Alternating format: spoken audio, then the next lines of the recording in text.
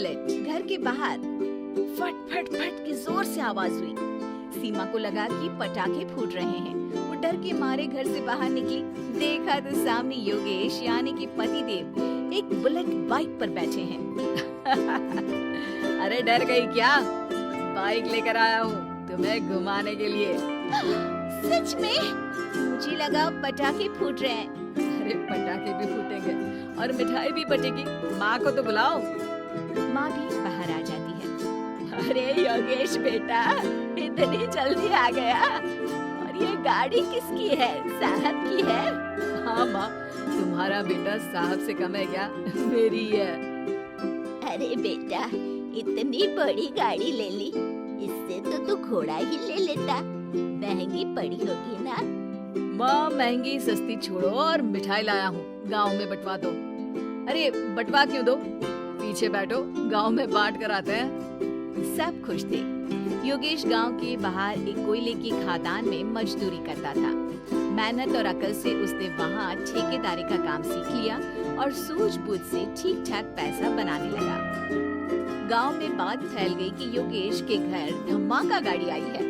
ऐसी गाड़ी पहले कभी किसी ने गांव में तो देखी नहीं थी। योगेश और माँ गाड़ी से वापस घर आ जाते हैं। बेटा, बाबूजी ऊपर से देख रहे होंगे और आशीर्वाद भी दे रहे होंगे तुझे। वो होते तो उनको भी घुमाता माँ।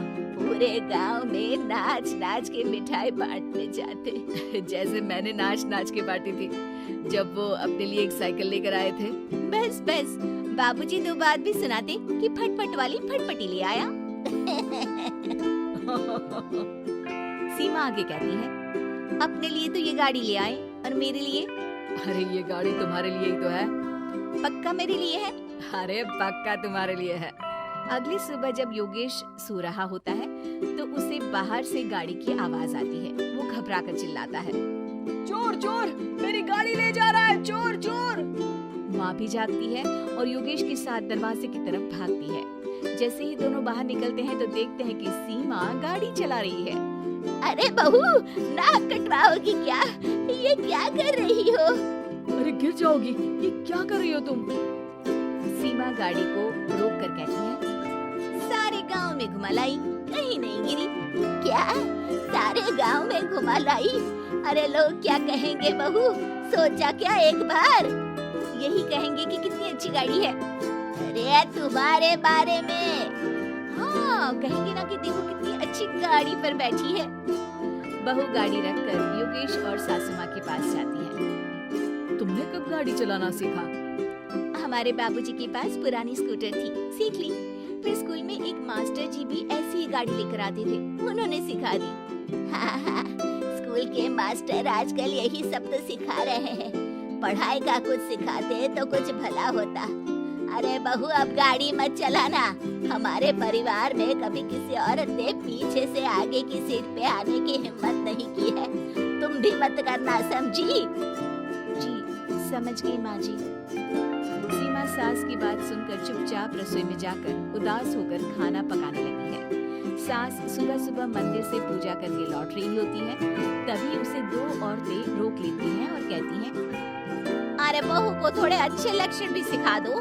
गाड़ी चलाने निकली थी, गांव की मर्यादा का कोई ख्याल नहीं है। वही तो, अरे पैसे आने लगे हैं तो क्या मतलब कि किसी रीति रिवाज को नहीं मानोगे? अरे समाज में रहना है तो समाज की ढंग से ही रहना पड़ता है। अरे लाज भी नहीं आई बहू को? चूल्हे चौके से निकलकर सीधे गाड़ी लेकर चौराहे चबूतरे नाप लिए, फाट फाट फाट करते हुए। अरे कुछ कह देना उसे। अरे ये क्या कहेगी? बूढ़ी सास है, इनकी थोड़ी ना चलती होगी घर में। हाँ, बहू की ही चलती होगी, मर्जी भी और गाड़ी भी। सास सब सुनकर घर आती है और बहू को चिल्ला के बुलाती है, अरे नाक कटवा दी सबके सामने गाड़ी चलाकर। औरत जात गाड़ी नहीं चलाती। शहरों में तो 4 पहियों वाली गाड़ी भी चलाती है और हेलीकॉप्टर, हवाई जहाज भी।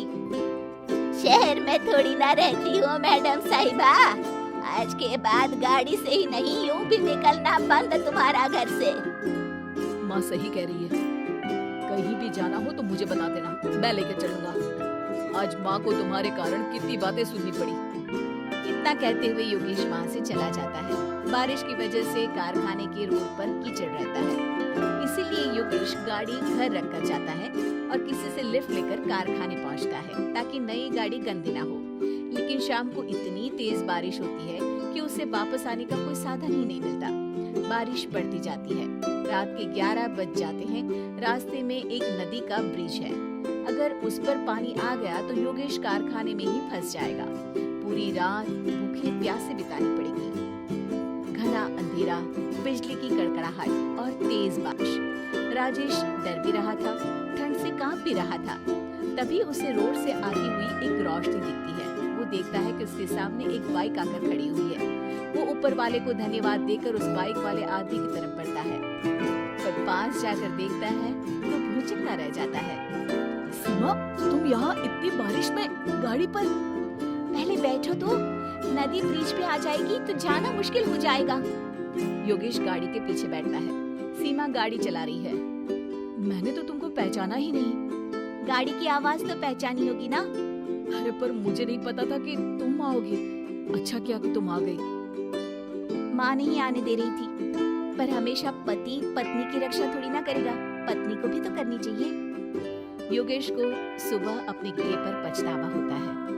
उसकी आंख में आंसू आ गए जो बारिश की बूंदों में बह गए थे। उसके बाद सीमा को सास ने और योगेश ने खुशी खुशी समाज की सीमा लांघने की मंजूरी दे दी। अब वो जहाँ भी जाती फट फट फट गाड़ी पे ही जाती।